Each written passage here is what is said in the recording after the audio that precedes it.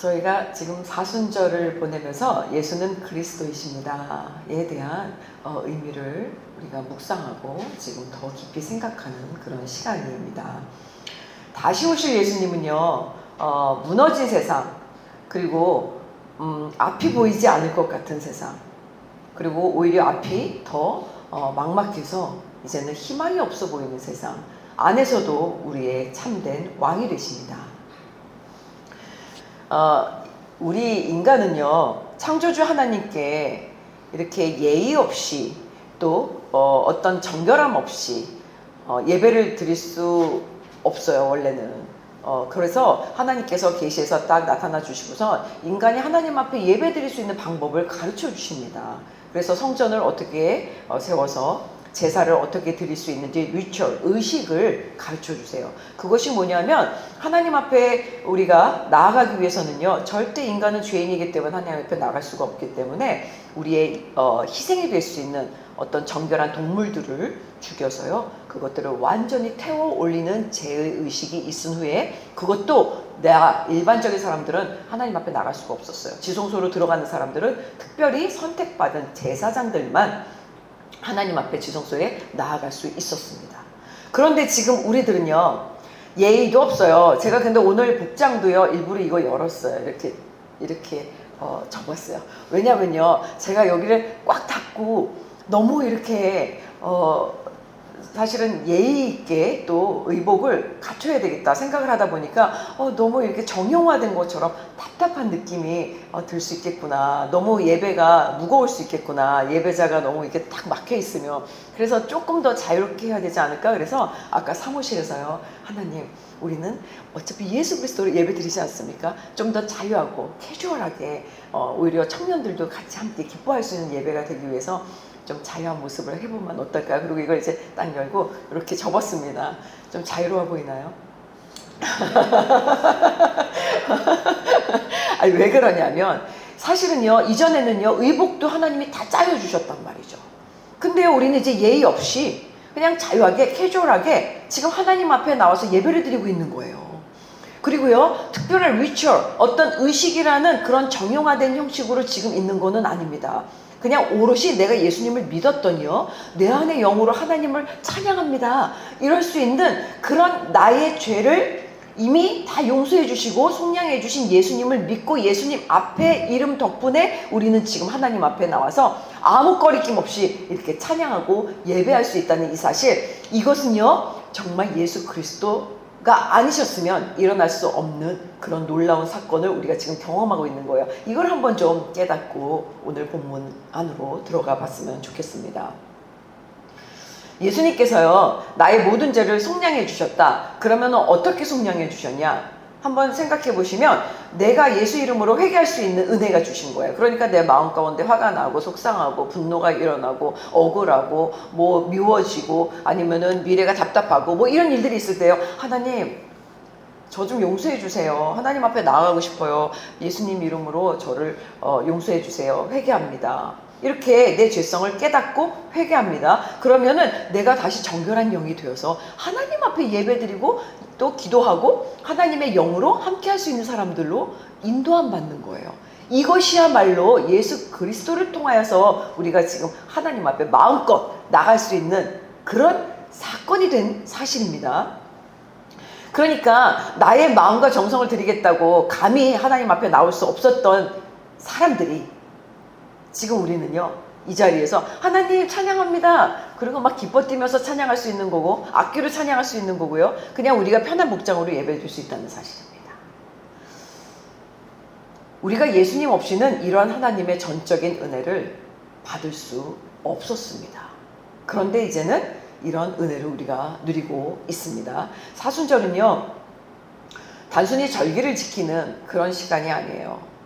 예수님께서 왜 이 땅에 오셨는지, 또 왜 십자가를 지셨는지, 그리고 왜 부활하셨는지, 그리고 그 예수님께서 오늘 나와 어떤 관계가 있는 거야 도대체, 예수님이 어떤 관계를 맺고 계시는지를 깊이 묵상하는 시간이 사순절입니다. 예수님은 우리처럼 인간의 몸을 입고 이 땅에 오셨습니다. 그러니까 인간의 죄를 속량하시기 위해서 십자가의 죽음을 겪으셨잖아요. 우리 다 알고 있잖아요. 그죠? 왜냐하면 역사적 사실이었기 때문에. 그리고 나서 부활하셨습니다. 그리고 영원한 구원의 길을 단번에 열어주셨어요. 한번 생각해 봤으면 좋겠습니다. 이런 일련의 사건이요, 성경에 기록된 그대로 역사 속에서 실제가 되었던 거예요. 지금 오늘 우리가 이 자리에 그리스도 작은 교회의 예배당에 모여서 연주로 하나님을 찬양하고 또 입술로 찬양하고 마음으로 찬양하고 지금 예배를 드리고 있잖아요. 이 사실이 기록되어 있어요. 그래서요, 30년 후에 여러분들의 자녀들이 이 일기를 보는 거예요. 와, 교인이 몇 명 안 되는 곳에서 엄마 아빠가 연주하시고 또 입술로 찬양하시고 또 하나님 앞에 예배 드리러 갔네요. 와, 참 멋있으세요. 야, 그때 나는 오직 예수님만 본 거야. 하나님을 찬양하기 위해서였었던 거야. 그랬더니 그 자리에서 마음이 풀어지고 예수님을 만나는 그런 회심의 은혜를 경험했어. 위대하지 않니? 라고 얘기할 수 있는 그 사건은요, 오늘 이 시간이 될 수가 있는 거예요. 네. 그러니까 오늘 이 시간은 너무 귀한 시간이에요. 소중한 시간이죠. 우리 권사님께서 기도하시는데 그냥 루틴할 것 같은 오늘이지만 굉장히 소중한 하나님과 동행하는 오늘이 되게 해달라고 기도를 해주셨는데요. 그 시간이 지금 이 시간입니다.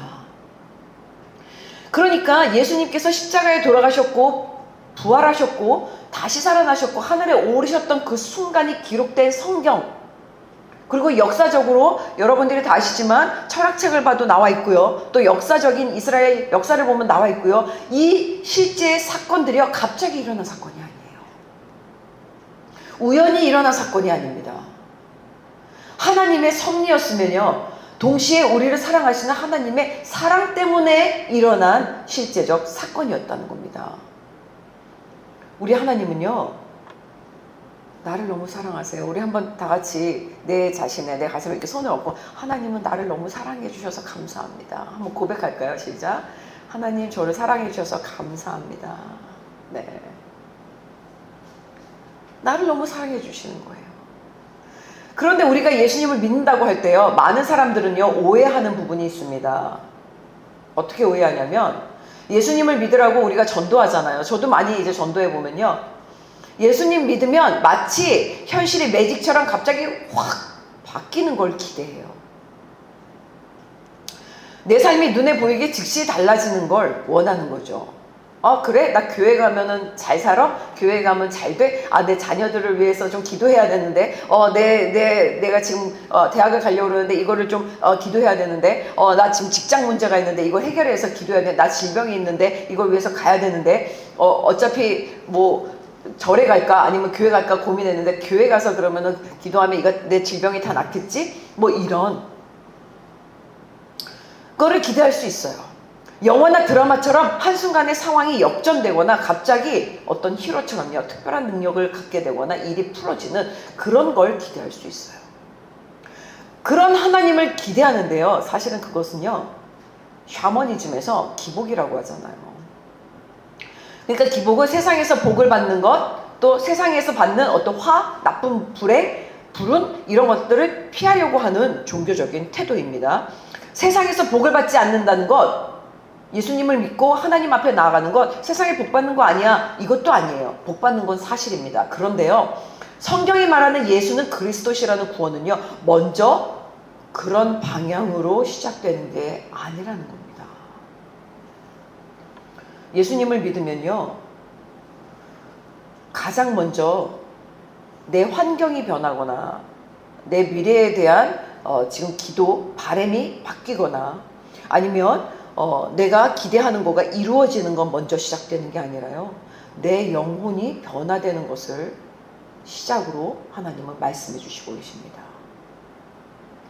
내 영혼이요, 하나님의 자녀가 되는 거예요. 그러니까 내 존재가 바뀌는 시작입니다. 내 소속이요, 세상이 전부가 아니라 하나님 나라로 속해지도록 바뀌는 순간이 되는 겁니다.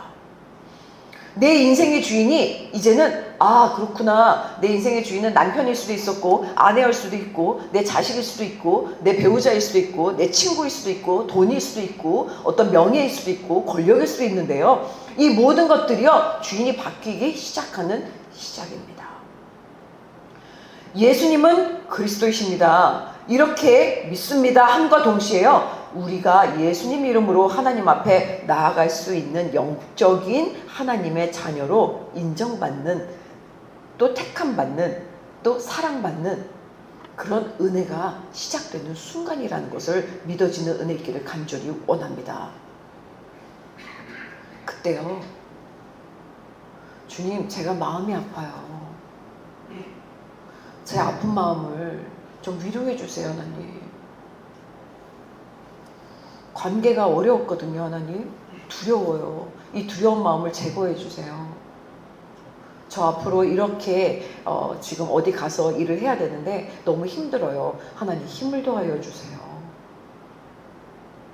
그리고 하나님, 과거를 보니까 상처가 너무 많은 거예요. 이것 때문에 제가 앞으로 나가야 되는데 자꾸 과거에 매몰되는 것 같아요. 그래서 앞으로 나갈 힘이 없어요. 자신이 없어요. 담대함을 허락하여 주세요. 하나님, 보니까 근본적인 저의 죄성 때문이었던 것 같아요. 하나님, 저의 죄를 용서해 주세요. 이렇게 기도하면은요, 하나님께서 영으로 나와 함께 하심을 느끼면서, 와, 하나님의 영이 지금 나를 움직이시는구나 하는 그런 체험적, 경험적, 영혼을 만져주시는 하나님, 이 하나님을 느끼는 겁니다.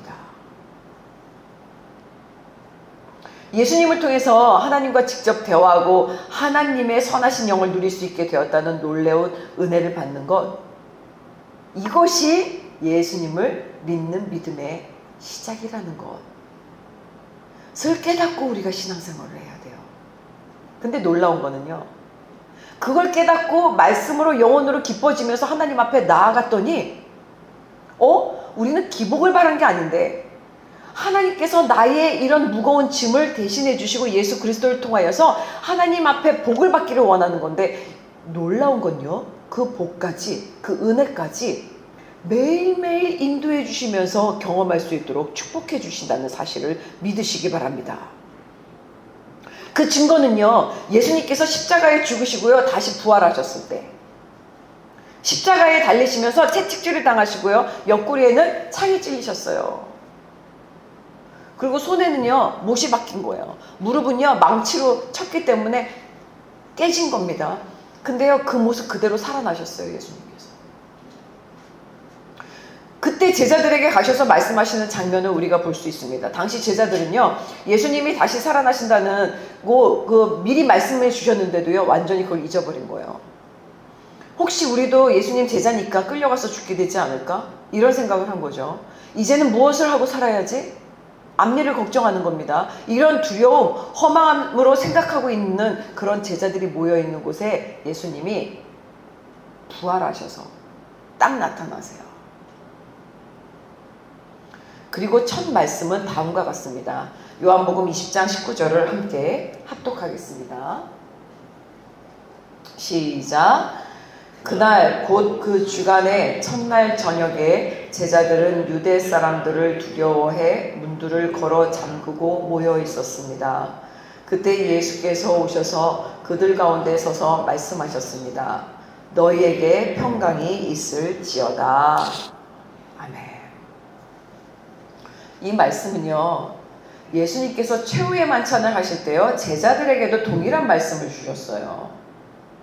그러니까 예수님이 돌아가시기 전에 제자들하고 식탁을 이렇게 같이, 우리는 예배 전에 교제를 하잖아요. 그런 십자가에 들어가시기 전에 교제를 하셨단 말이죠. 식탁을 대하실 때. 그때도 이런 말씀을 하셨어요. 다시 한번 요한복음 10장 27절을 함께 읽겠습니다. 시작. 평안을 너희에게 끼치노니 곧 나의 평안을 너희에게 주노라. 내가 너희에게 주는 것은 세상이 주는 것과 같지 아니하니라. 너희는 마음에 근심하지도 말고 두려워하지도 말라. 아멘. 그렇구나. 예수님을 믿고 처음에 하나님과 관계를 맺는 내 영혼을 만지시는 하나님, 내 영혼이 하나님의 자녀로 가기 위해서 먼저 이루어지는 일은요, 세상의 명예, 물질, 권력, 뭐 능력 이런 거로 주시는 것이 아닙니다.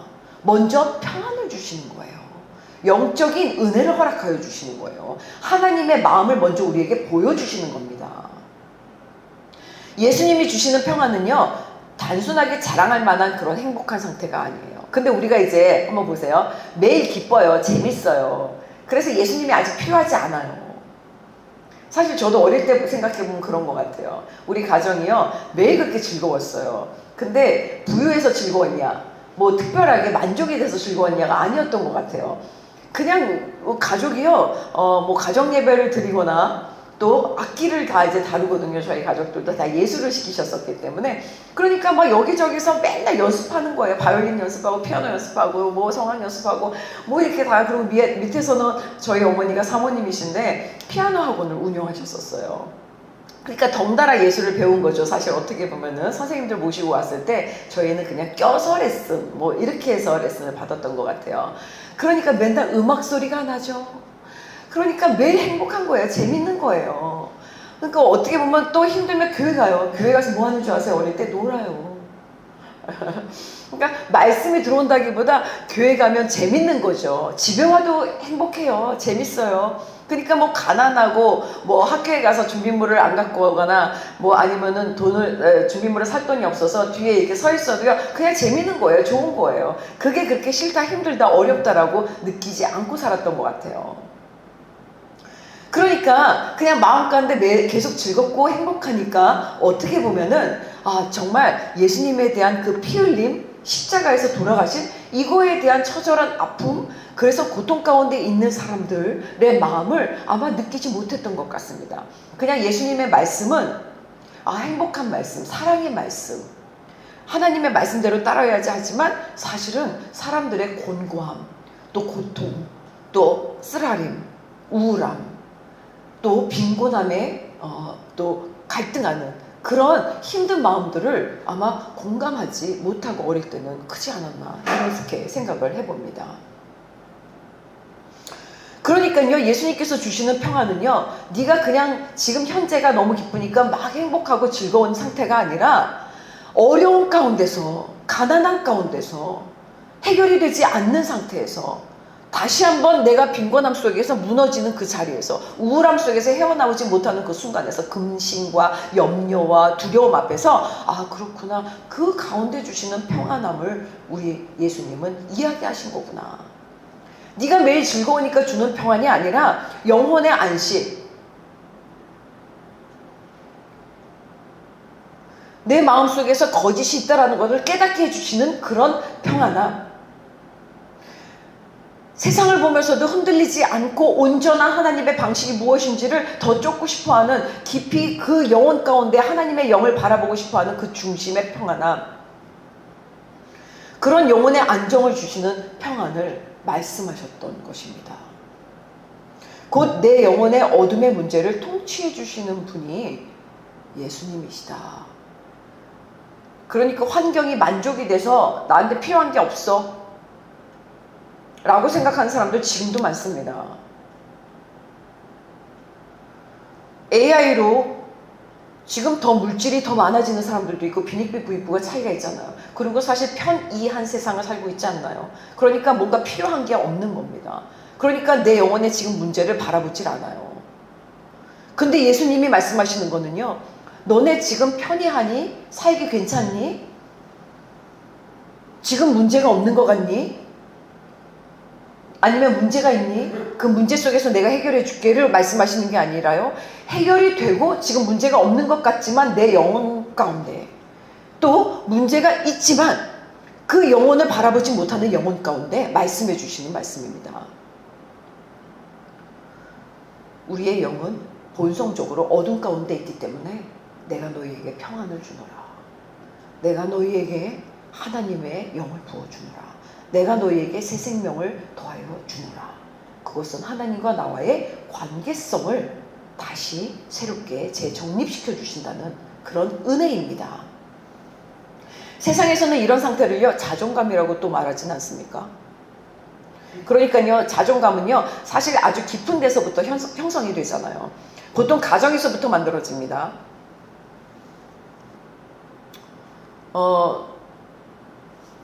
우리 아이가 문제가 있다고 그래서 요즘 뭐 이렇게 아이들 치료 상담 받는 프로그램도 있는데요. 제가 학교에 있다 보니까요. 물론 이제 저도 부모로서 아이들을 이렇게 키우면서 학부모들과 또 만남을 갖거든요. 그러면 이제 학부모들, 특별히 어머님들과 만나면요. 어떻게 어머니의 모습이 아이들한테 그대로 나타나는 걸 참 많이 봐요. 그리고 대학에서는 대학에 있다 보니까 뭐 대학생들, 대학원생들을 만나게 되잖아요. 그리고 국제학교에서 또 섬길 때는요, 학부장으로 있고 교장으로 잠깐 있다 보니까 아이들을 만나서 상담하고요, 또 부모를 상담하게 됩니다. 그런데 아이들의 모습을 보면요, 참 놀라운 게 엄마 그대로예요. 아이들의 정서에 부모의 언행이 나와요. 그러니까 모든 가정이요, 건강한 것이 아니라는 것을 보게 됩니다. 모든 가정에 사랑이 있는 것이 아니더라고요. 모든 가정에요, 존중이 있진 않더라고요. 모든 가정에요, 지혜로 대화되지 않더라고요. 오히려 가장 가까운 관계 속에서요, 가장 큰 상처를 받는 그런 친구들이 생각보다 있었습니다. 근데 한번 생각해 봤으면 좋겠어요. 이런 가정이야말로요, 제일 소중하고 어쩌면 거룩하고 행복하고 아름다운 곳이어야 되지 않나요? 하나님이 만들어주신 그런 공동체가 가정이잖아요.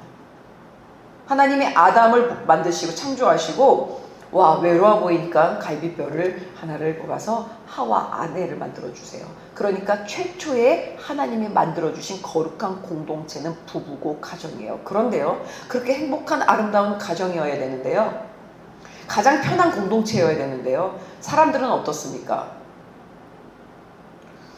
편하고 가장 가까운 사람에게 함부로 대해요. 쉽게 대해요. 그러니까 가족을 함부로 대하고 더 쉽게 말합니다. 존중과 사랑은 사라져요. 억압이 됩니다. 폭력이 됩니다. 거짓말과 음란과 불평과 분노와 답답함, 미움 이렇게 퍼지면서요, 나의 본성의 제가 가장 자연스럽게 노출되는 곳이요, 가정인 곳이 있어요. 우리 성도님들의 가정은 지금 재밌고 평안하고 좋으시니까 이걸 못 느끼실 수 있는데요, 실제요, 조금만 밖으로 나가면 이런 가정들이 너무 많습니다. 그런 환경 속에서 살아온 사람들은 어떻겠습니까? 나는 소중한 존재야, 이런 자존감을 높일 수 있겠습니까? 제가 볼 때는요, 나 소중한 존재야 라는 감각 자체는 사치입니다. 위선입니다. 그리고요, 마음은 온통 상처로 물들어 있어요. 또는요, 너무 내 위주로 살다 보니까요, 나 당연히 최고지 이렇게 바뀌어요. 그러면서 자기밖에 모르는 이기주의자, 이기적인 존재로 살아갑니다. 그런 가정에서 자란 아이들, 그런 사람들은요, 자존감이 약해요. 그러다 보니까 상처를 치유받고 자존감을 올리려면 어떻게 하는 줄 아십니까? 또 사회적인 기관으로 찾아가죠. 교회로 오질 않습니다. 예수님을 만나고 평안을 얻으려고 하지 않아요. 어디로 가냐면 심리상담소로 갑니다.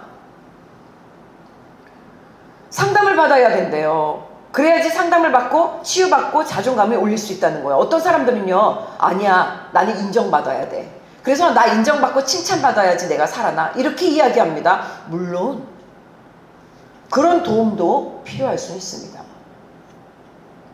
하지만 근본적으로 무너진 그 정체성 그리고 자존감은요, 죽어가는 영혼이에요.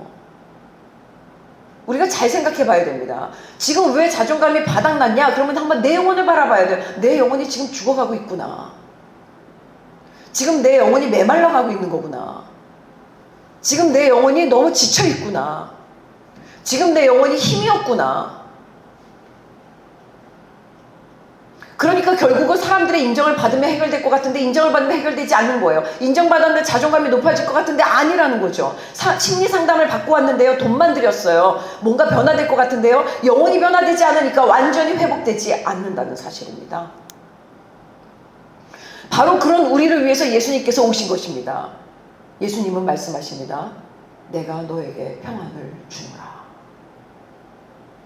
나를 믿으면 선하신 하나님의 자녀가 되는 것이다. 얘야, 너는 진짜 하나님께 사랑받는 존재야. 꼭 기억하거라.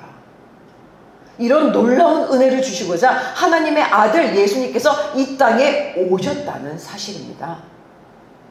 우리는 낮아지고 버려진 존재가 이제 아니에요. 그랬더니 내 영혼이 결핍이 일어났어요. 그러니까 가정에 문제가 있었어요. 상담소 가지 말고 교회 와서 예수님 앞에 무릎 꿇고 내 영혼이 하나님으로부터 나는 살아날 수 있는 거구나. 예수님 안에서 평안을 누려야겠다. 기도하면서 나를 회개하고 하나님을 찬양할 때 내 영혼이 살아난다는 사실입니다. 믿으시는 은혜 있기를 간절히 원합니다. 예수님의 은혜로 하나님의 자녀가 되는 겁니다.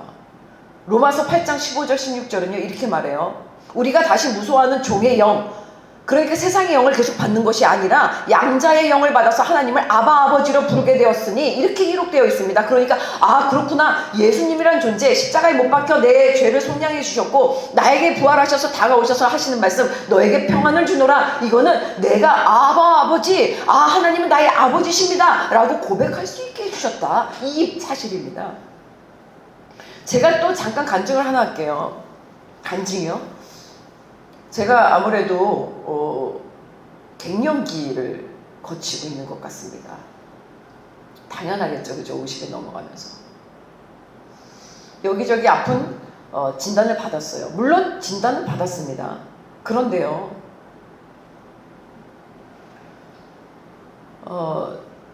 계속 가슴이 이렇게 심장이 조여오는 거예요. 심장이 조여오고 숨이 안 쉬어지는 게 반복이 됩니다. 의사 선생님께서 저에게 얘기를 하시더라고요. 물론 내과 의사 선생님이세요. 심장이 조여오고 숨이 안 쉬어지는 거에 대한 진단, 어떤 질병은 찾을 수가 없대요. 그 외의 거는 이제 몇 개의 병명을 이제 찾아서 약을 먹기 시작했지만, 근데 자꾸 심장이 조이고 숨이 안 쉬어지는 거는 공황장애일 수 있으니까 심리 상담을 받거나 한번 정신과에 찾아가시면 어떻겠습니까? 이렇게 얘기를 하시더라고요. 저는 솔직하게 저 목회자입니다.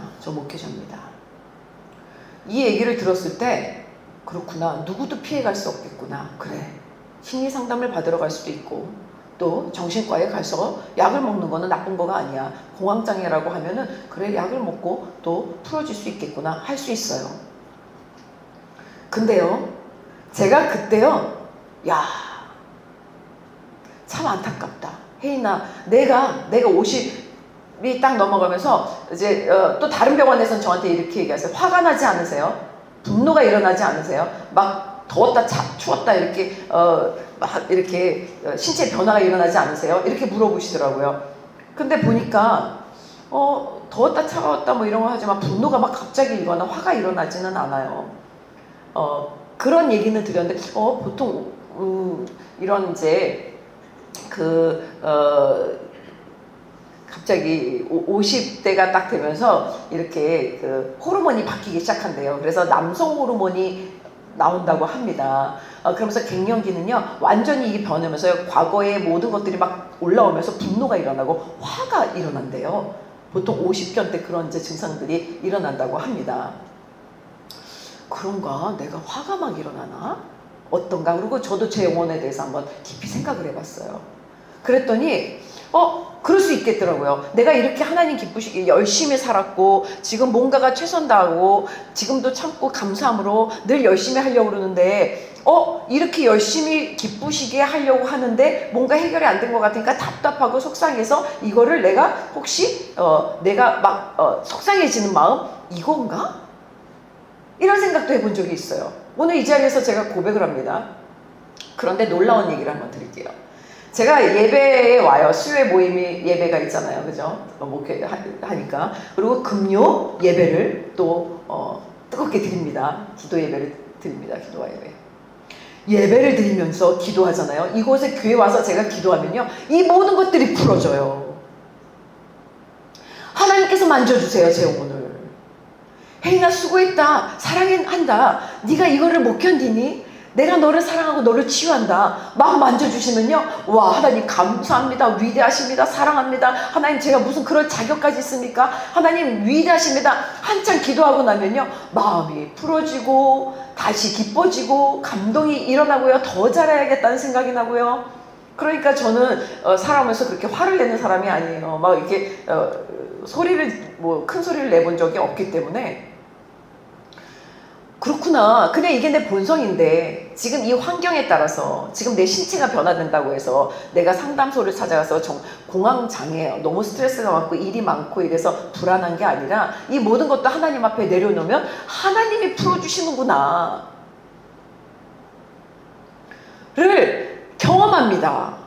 만약에 제가 이런 경험이 없으면, 과거를 되돌아봤을 때 경험은 너무 많죠. 간증하고 싶은 게 너무 많아요. 정말 엄청, 저는 병원에도 제대로 못 가고 기도로 낫고, 전공을 갑자기 바꿨을 때도 기도하면서 그냥 최선 다한 것밖에 없어요. 하나님이 다 해주셨어요. 지금도 마찬가지라는 얘기입니다. 지금도 교회 와서 하나님 앞에 예배하고 기도하고 매일 하나님 앞에 무릎 꿇고 기도했더니요, 그래요. 어떻게 보면 갱년기이기 때문에 치료를 받을 수 있고요, 호르몬제 약을 먹을 수도 있어요. 근데 아니에요. 기도했더니 하나님이 그때그때마다 너무 기쁨을 주시는 거예요. 만족을 주시는 거예요. 혜인아, 네가 더 잘해. 더 감사해도 돼. 내가 널 사랑한다. 네가 천국상을 쌓고 있지 않니? 아직 끝을 모르지 않니? 하나님 감사합니다. 위대하십니다. 더 잘하겠습니다. 그리고 풀어주면서 하나님 앞에 나아가면서 또 기뻐지는 거예요. 그러면요, 이 모든 게 평안해져요. 그러면서 하나님의 영을 받아서, 그래, 이제 내 몸을 잘 관리하자. 규칙적으로 살아가자. 그러면서 관리를 했더니요, 와, 너무너무 컨디션이 바뀌는 거예요. 좋아지는 겁니다. 그렇구나. 내가 나를 잘 관리해야 되고, 또 내 영혼이 예수 그리스도 안에서 평안을 누릴 수 있도록 기도하면서 하나님의 영을 붙드는 거구나. 이게 치료구나. 거룩하신 하나님을 보고요, 마주하면요, 죽을 수밖에 없는 우리예요. 우리의 영은요, 감당이 안 되는 거예요. 우리의 신체는요, 감당이 안 될 수 있어요. 지금 하나님 앞에 나와서요, 편하게 자유하게 찬양하고 지금 말씀을 들으면서 예배할 수 있게 되는 것은요, 오직 예수 그리스도의 은혜 덕분에 예수님이 내 영을 치유해 주시기 때문에 일어난다는 사실입니다. 그러니까 서로 사랑하는 것을요, 의심할 필요가 없어요. 서로 기도하는 것을요, 기뻐하는 겁니다. 서로 섬기고 즐거워하면서 하나님의 비전을 나누는 겁니다. 예수님 안에서 말입니다. 이것이 복음입니다. 나의 죄를 이기신 분, 나와 하나님 사이를 연결해 주시는 분, 나의 죄된 영혼을 구원해 주시는 분, 내 신체에 문제가 있었을 때에 이것을 해결하기 위해서 주님 앞에 도우심을 구할 때에 이 모든 것들이 예수 그리스도, 평안을 주시는 예수님 안에서 모든 것이 하나님 안에 회복되고 치유된다는 사실을 믿어지시기를 간절히 원합니다. 그런데 세상은요, 이런 영적인 회복과 영혼 구원에는 큰 관심이 없어 보이잖아요.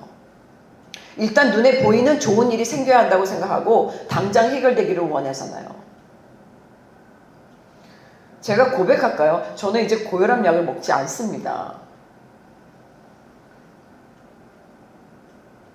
기도하고요, 신체를 관리하니까요, 혈압이 다시 떨어지더라고요. 이걸 이제 보게 됐어요. 저는 매일이 놀랍습니다. 하나님 앞에 기도하고 하나님의 지혜를 구해서 평안 가운데 있으면서 내 혼을, 영과 육과 혼을, 그렇구나, 말씀 안에서 잘 다스리는 것, 겸손하게 다스리는 것, 성경대로 기도하면서 나아가는, 이게 정답이구나 다시 한번 깨닫습니다. 물론 하나님께서는요, 축복을 주세요. 성공을 주세요. 건강을 주세요. 관계 회복을 일으켜주세요. 형통을 주시는 건 맞습니다. 하지만 성경은요, 그것보다 먼저 하나님의 자녀가 하나님의 말씀대로 살아가는 삶을 명령하신다는 것입니다. 여호수아 1장 8절을 함께 읽겠습니다. 시작. 이 율법책을 내 입에서 떠나지 말게 하며 주야로 그것을 묵상하여 그 가운데 기록된 대로 다 지켜 행하라. 그리하면 내 길이 평탄하게 될 것이며 네가 형통하리라 라고 말씀합니다. 아멘. 그렇구나. 예수님을 믿으면 이제 하나님의 말씀이 성경을 떠나지 않고 묵상하는 거예요. 그리고 지켜 행하는 삶입니다. 이것이 하나님께서 원하시는 자녀된 도리다, 길이다 라고 하신다는 겁니다. 생각해 봤으면 좋겠어요. 부모님 말을 듣기 싫어할 때가 있잖아요. 그러면 어떻게 됩니까? 부모님과 부딪힙니다. 선생님 말을 듣기 싫어하잖아요. 그러면 선생님과 대립되게 되어 있습니다. 그런데요, 부모님이 부족할 수 있어요. 선생님이 감정적일 수 있습니다. 근데 잘 따라요. 지혜롭게 행동하는 거예요. 성경대로요. 그리고 내 일을 잘합니다. 어떻습니까? 어렵죠. 그런데요, 그 길을 따르면요, 칭찬받고 사랑받는 사람이 되는 거예요. 마찬가지예요. 하나님께서 원하시는 길, 진리 대신 예수님을 따르는 길입니다. 어렵습니다. 평안해야 되는데 자꾸 두려움이 오거든요. 병원에서는 약을 먹으라고 그러거든요. 심리치료를 받으며 돈을 내고 계속 치료만 받으면서 해야 되는 그런 이제 방법을 제시해 주거든요. 근데 그렇게 따랐을 때 일시적이거든요. 평안해야 되는데 두려워하게 되고 담대해야 되는데요, 걱정하는 겁니다. 근데 예수님을 따르고 말씀을 지켜 행할 때는요, 행실을 바르게 하게 되고요, 하나님을 경외하게 돼요. 남을 비방하지 않게 됩니다. 성내지 않는 거예요. 그랬더니 여기 분내는 거, 분노가 일어나면 막 갱년기 때는 발산을 하게 된대요. 소리를 지르는 분들이 상당히 많아지고요, 격해지는 분들이 상당히 많아진대요. 근데 내가 굳이 그럴 필요가 있을까? 그리고 기도해요. 그럼 하나님이 편안하게 해주세요. 그러니까 그냥 그렇구나, 또 온유하게 감사함으로 성령 충만함으로 나도 나아가야지, 그러고서 기도해요. 그럼 평안해지는 겁니다. 성내지 않아요. 절제합니다. 인내합니다. 사랑합니다. 기뻐합니다. 쉽습니까? 그걸 여기에 꽁꽁 참으면 쉽겠습니까? 그래서 예수 그리스도가 오셨다는 겁니다. 사회가 가는 흐름과 내가 원하는 방향과요, 정반대의 모습으로 살아갈 수 있습니다. 그런데 내가 합니까? 아니에요. 성령님께서 나를 통해서 일해 주시기 시작한다는 사실입니다. 나도 힘든데요, 나도 살아야 되는데, 나도 인정받고 싶은데 왜 내가 참아야 되죠? 우리 안에 이런 생각이 계속 올라올 수 있어요. 그래서 예수님을 믿는 삶은요, 오히려 광야의 시작처럼 느껴질 수 있습니다. 이스라엘 백성이요, 하나님께 인도함 받고 하나님의 자녀로 선택되어서 애굽에서 딱 나왔잖아요. 그래서 바로 가나안 땅에 들어가면 얼마나 좋아요. 근데요, 광야를 걷습니다. 왜 광야에서 걸을까요? 애굽의 방식이 아니라, 세상의 방식이 아니라 하나님만 의지하는 훈련이 시작되는 곳이기 때문에 광야인 겁니다. 예수님을 믿는다는 것은요, 바로 이 광야의 훈련 안으로 들어가는 거예요. 그때 안 되면 기도하는 겁니다. 말씀을 지키려고 발버둥 치는 겁니다. 그랬더니 내용이 변화되고요, 하나님이 나를 인도해 주시기 시작합니다. 지금 이 말씀도 안 들릴 수 있어요. 그런데요, 나를 내려놓을 때부터, 오히려 일이 안 될 때, 힘들 때, 두려울 때, 또 이때가 은혜가 된다는 사실을 믿으시기 바랍니다. 나의 옛사람을 내려놓을 때요, 내 힘을 풀어놓는 겁니다. 하나님을 신뢰하는 연습을 시작하는 거예요. 그때요, 그 광야길에서 놀라운 일이 시작됩니다. 나를 회개하게 돼요. 네. 또 이렇게 되었습니다.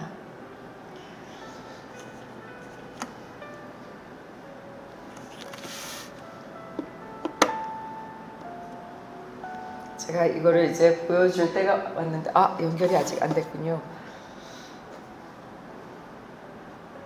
우리 교회는 아직 이제 제가 직접 지금 오퍼를 같이 하면서 가야 되기 때문에 이런 실수가 일어날 수 있습니다. 양해 바랍니다.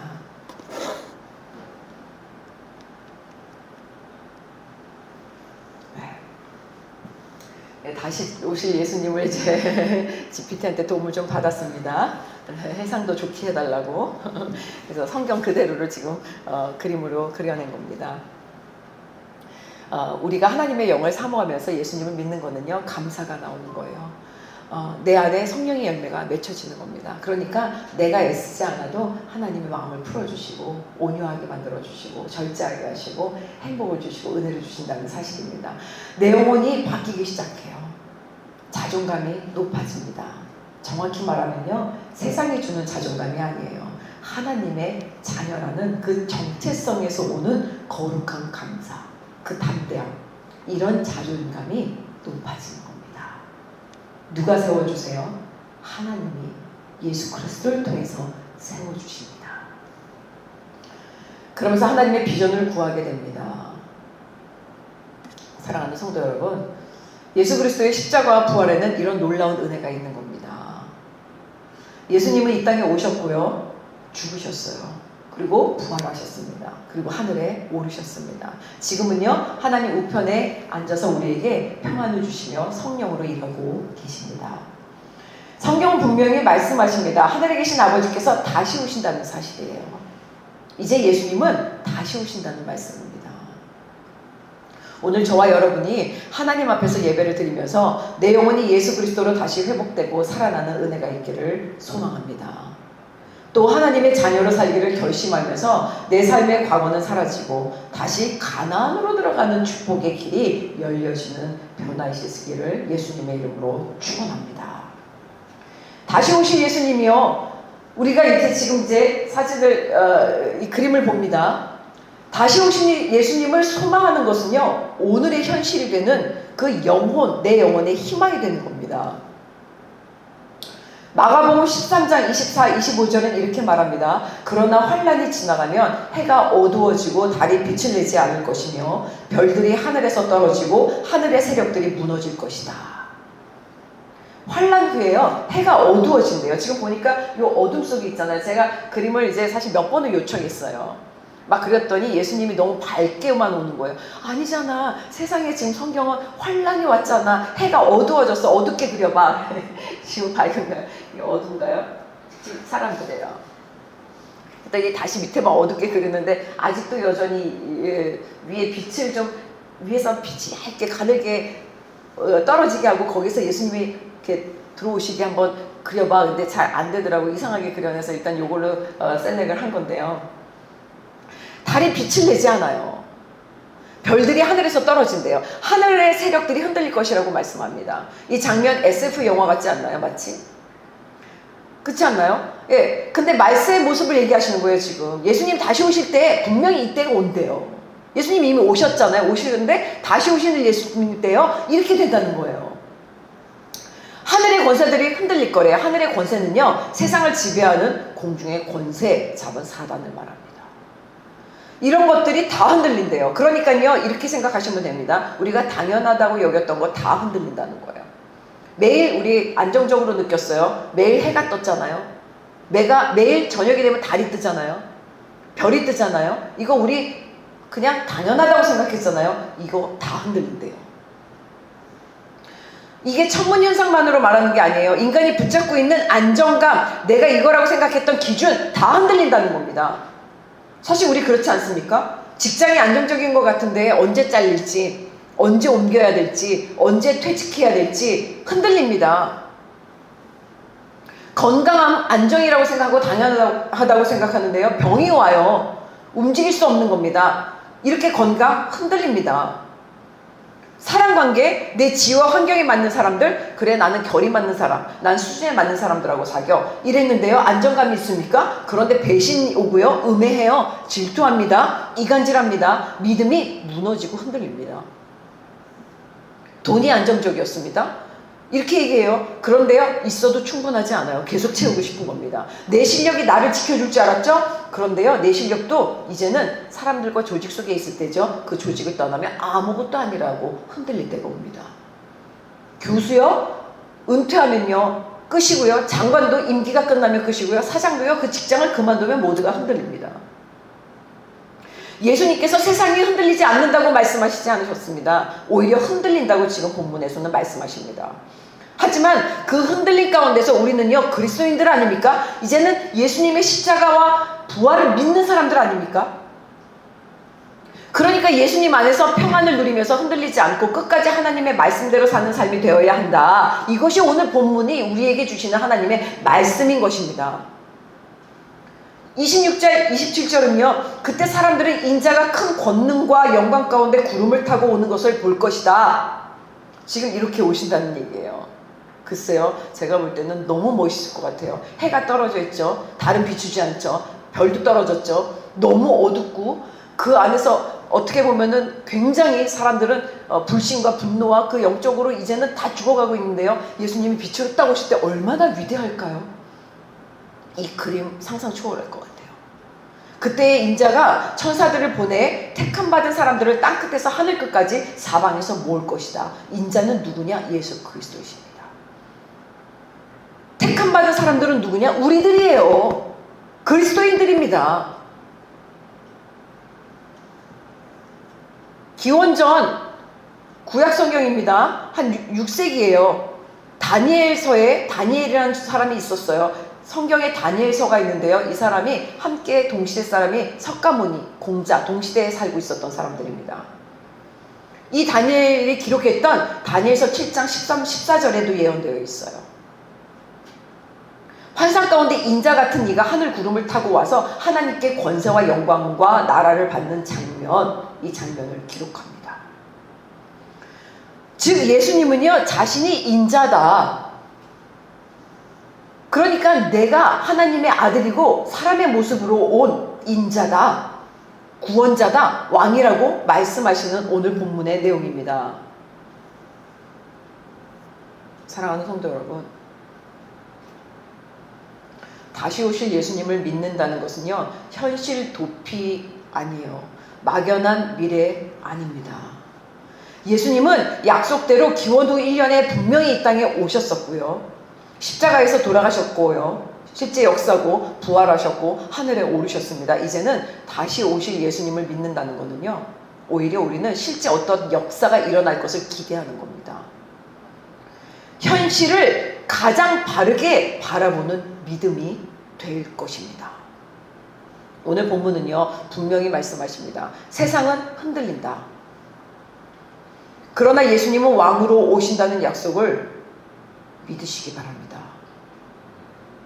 세상은 무너지는 것처럼 보여도요, 예수님은 자기 백성을 끝까지 모으신다고 말씀하셨습니다.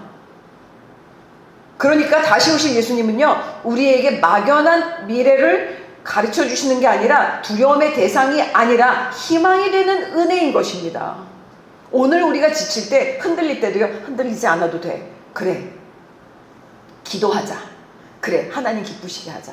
그래, 예배하면서 하나님을 찬양하자. 하나님으로부터 위로를 받자. 그랬더니요, 흔들리지 않고 하나님이 원하시는 성령의 열매대로 우리가 따라갈 수 있는 은혜를 받는다는 사실입니다. 이것이 하나님께서 우리를 사랑하여 주셔서 예수님을 보내주신 이유가 된다는 사실입니다. 성도 여러분, 세상이 주는 두려움보다 다시 오실 예수님의 약속을 더 크게 붙드시기를 바랍니다.